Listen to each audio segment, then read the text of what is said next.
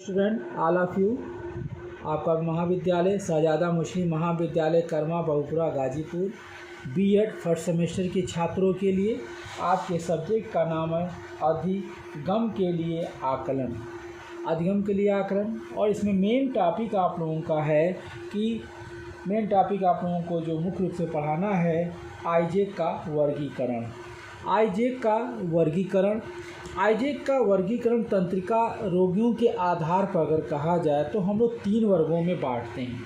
जैसे कि आप हम पहले भी जानते हैं, आइजेक 1947 में 10,000 समान तंत्रिकाओं रोगियों का जब हमने अध्ययन किया था तो उस आधार पर सांख्यिकी का जो भी आकरण हमने तैयार किया उसकी सहायता से, तो उसी आधार पर हमने 3 वर्गों में उसको हमने बांटने का प्रयास किया।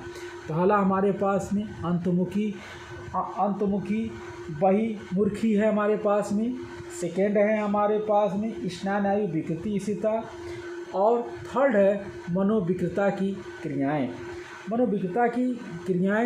अब इसके आधार पर जो हम लोग बांट देते हैं, तंत्रिकाओं के आधार पर जब हम लोग बांट देते हैं तो अंतर्मुखी बहुमुखी का मुख्य रूप से हमारे पास में आ जाता है कि अंतर्मुखी बहुमुखी स्वभाव वाले सिद्धांत को अगर स्वीकार किया जाए तो इसमें क्या होता है कि जो आंतरिक रूप से जो मुखी होते हैं, आंतरिक रूप से जो सोचते हैं, बहुमुखी जो किसी स्वभाव को तत्काल प्रदर्शित कर देते हैं सोचने के बाद, अब उनकी इस व्यक्तिगत को 2 इच्छाएं 2 अलग अलग प्रकार से हम नहीं मान सकते, क्योंकि उनका क्या होता है, उनके अनुसार अगर देखा जाए तो दोनों का प्रकार एक दूसरे के विपरीत है। क्यों? अंतर्मुखी अलग होता है और बहुमुखी अलग होता है।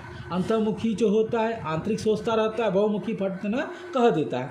अब उस आधार पर अगर लेके चला जाए तो दोनों को अंतर क्या रहेगा, एक दूसरे के विपरीत हम मान के चलते हैं।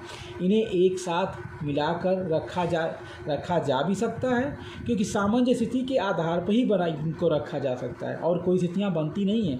तथा इसमें अगर मापनी का अगर इस सब्जेक्ट के आधार पर रखा जाए तो मापनी का अगर मान भी सकते हैं कि मापनी का अध्ययन किया जाता है। इस गुण के साथ में व्यक्तिगत के तौर पर हम लोग मान भी सकते हैं, नहीं भी मान सकते हैं। इसलिए लेकिन हम लोग क्या करते हैं कि दोनों तरह के गुणों को एक साथ व्यक्तिगत में नहीं मिल पाता है, तो इसी को जब व्यक्तिगत पे नहीं मिल पाता, इसी को बोला जाता है द्विध्रुवीय क्रिया कहते हैं हम लोग हैं। जैसे कि आप लोग एज फॉर एग्जाम्पल, इसको उदाहरण भी कहते हैं हिंदी में, कोई भी व्यक्ति अगर चुपचाप शांत स्वभाव का है, बैठने वाला है, कम बोलता है, उसमें किसी प्रकार का अंतर्मुखी पक्ष बहुत ऊंचा होता है। क्यों? शांत व्यक्ति क्या होता है, बहुत सोचने वाला व्यक्ति होता है, गंभीर व्यक्ति होता है, सोचता है।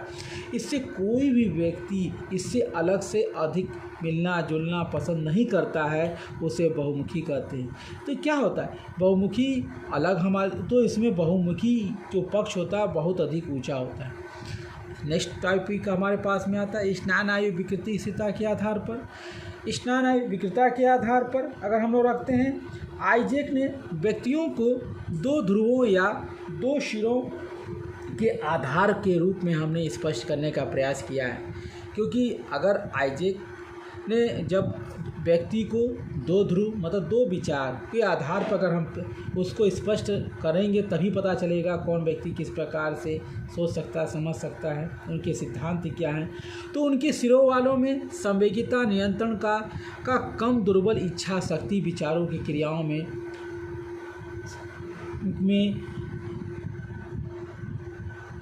इच्छा शक्ति विचारों क्रियाओं में मनदता व्यक्तियों के स्वभाव को स्वीकार करने की जो प्रवृत्ति, सामाजिक का अभाव या अपनी इच्छाओं का दमन करने की प्रवृत्ति पाई जाती है। ऐसे में दूसरे ध्रुव में के सिरे वाले व्यक्तियों में क्या करते हैं कि व्यक्तित्व में स्थिरता अधिक होती है और त्योहारों की संख्या आजकल क्या है, घटती जाती है। अर्थात अगर हम आइजेक के विचारों के ऊपर लेके चलें तो व्यक्तिगत सिरों को आधार से स्पष्ट भी कर देते हैं कि अगर हमारे पास में संवेगिता नियंत्रण की दुर्बलता, इच्छा शक्ति, अगर हमारे पास में क्रियाओं के अंदर में व्यक्तियों के स्वभाव को स्वीकार करने की प्रवृत्ति का सामाजिक अभाव है तो उसकी इच्छाओं का क्या होता है, दमन की प्रवृत्ति पाई जाती है। इससे दूसरे ध्रुव वाले व्यक्तियों में क्या होता है, व्यक्तिगत में स्थिरता अधिक हो जाती है। और ध्रुवों की संख्या क्या होती है, ऑटोमेटिक क्या होती है, तथा व्यवहारों की संख्या में क्या आती है, व्यवहार की संख्या में जब घटेगी तो उसका सामाजिक व्यवस्थाओं में क्या होगा, घटना प्रारंभ हो जाएगा, लोगों से मिलना जुलना कम हो जाएगा, तो सामाजिक से क्या होता है, दूर हो जाता है। इसलिए स्थान न्याय विकृति की स्थिरता करते हैं।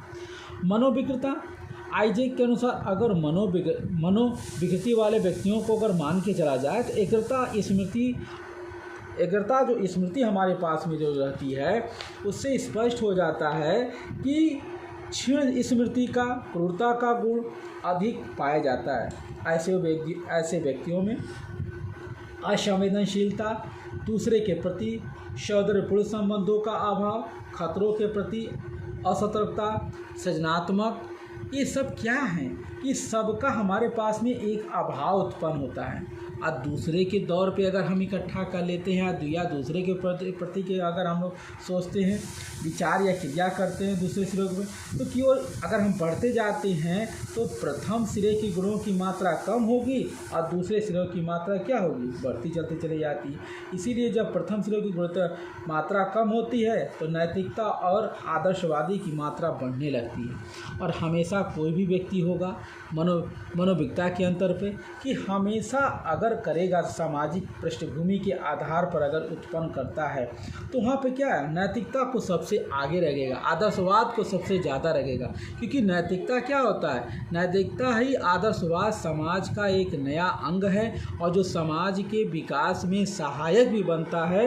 इसीलिए इसको हम लोग सामाजिक दृष्टिकोण से मनोविकृति के आधार पे सबसे ज़्यादा हम लोग आगे रखते हैं। अब हमारे पास में मुख्य एक नेक्स्ट टॉपिक आ जाता है बच्चों कि नेक्स्ट टॉपिक आ जाता है कि स्पिगेयर का वर्गीकरण, जो आप सुने भी होंगे। स्पिगेयर क्या था, कि वर्गीकरण के आधार पर अगर रखा जाए तो उस आधार पर क्या होता है कि जर्मन का एक हमारे पास में दार्शनिक, जो आप जानते हैं फिलासफर, जो अच्छे ढंग से सोचने समझ से इंटरनली सोचता है, बहुत अच्छे ढंग से समझने का प्रयास करता है, अपनी बातों को व्यक्त करने का प्रयास करता है और अपनी इच्छाओं को व्यक्त करता है। इंटरनली इतना सोचता है कि उसकी गहराइयों तक जाके और उसके निष्कर्ष तक पहुंचने का प्रयास करता है और अपने विचारों को ला के एक सामाजिक मंच के ऊपर रखने का प्रयास करता है पटल में। तो वहाँ पर क्या है कि दार्शनिक स्पिगेयर ने क्या किया कि स्पिगेयर ने अपनी पुस्तक एक लिखा था, उस पुस्तक का नाम था टाइप्स ऑफ मेन।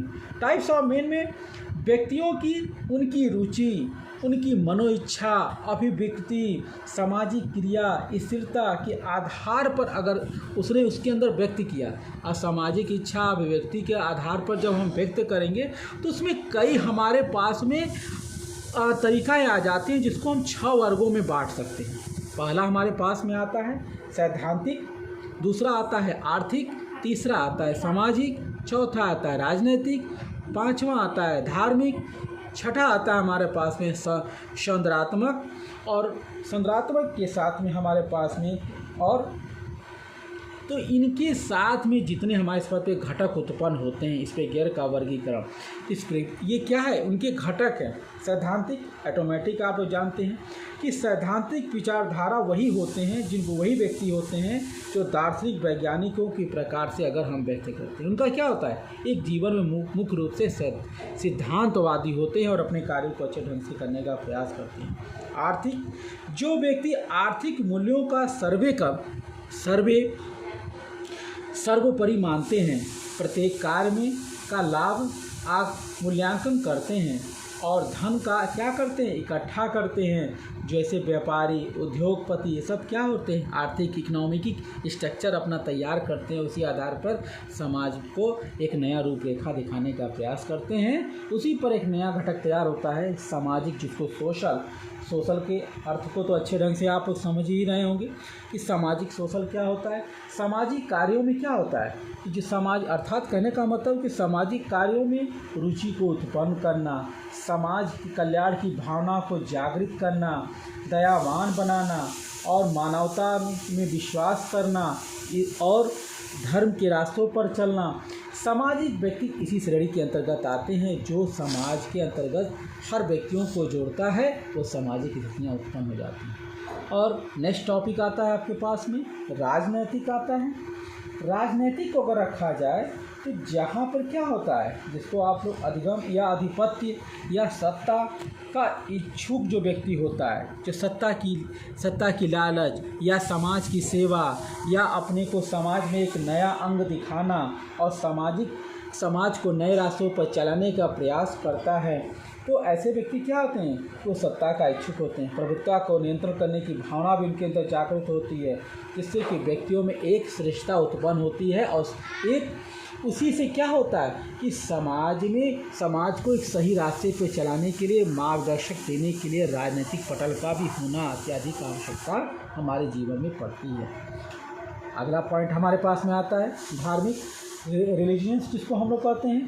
धार्मिक क्या है कि धार्मिक तो ऑटोमेटिक आप लोग पहले से भी जानते होंगे, जो व्यक्ति अपना जीवन धार्मिक कार्यों में समर्पित कर दे, जो व्यक्ति अपना पूर्ण जीवन धार्मिक कार्यों में समर्पित कर देता है, वह सरल और सादा जीवन जीता है, ईश्वर में विश्वास रखता है, ईश्वर में श्रद्धा रखता है और संत पुजारी ब्राह्मण आदियों की उनकी सेवा करता है। ये क्या होते हैं, जो धार्मिक पद्धति क्या होती है कि जो समाज को नए रास्ते पर चलने के लिए एक प्रेरणा देती है, नए अच्छी से अच्छी बातों को समाज में जन्म देती है। अच्छाई और बुराई को बताने के लिए धार्मिक पद्धति बहुत आसान तरीका है, इसके माध्यम से व्यक्ति जुड़ता है और अपने आप को धार्मिक पद्धति को मानते हुए एक नए समाज को भी जन्म देता है। और लास्ट टॉपिक हमारे पास में इसी का आ जाता है, घटक का आ जाता है सौंदर्यात्मक, जो हमारे पास में होता है एसेंथेटिक, जिसको हम लोग बोलते हैं ऐसे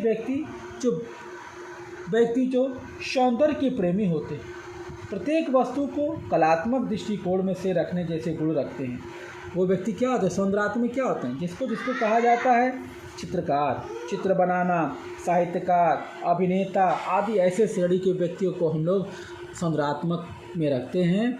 जो हर व्यक्ति क्या करता है कि हर व्यक्तियों की सोच विचार अलग होती है, कोई सौंदर्य का प्रेमी होता है, कोई वस्तुओं कलात्मक, कोई एक्टिंग नाटक करना, इन सब चीज़ों को क्या करते हैं हम सौंदर्यात्मक में व्यक्त करने का प्रयास करते हैं। तो हेलो बच्चों, आप लोग समझ भी चुके होंगे, इस चीज़ को अच्छे ढंग से समझ लीजिएगा क्योंकि आपका टॉपिक है, जो कुछ अच्छे ढंग से थोड़ा सा इसको वीडियो को देखिएगा और समझने का प्रयास करिएगा। धन्यवाद।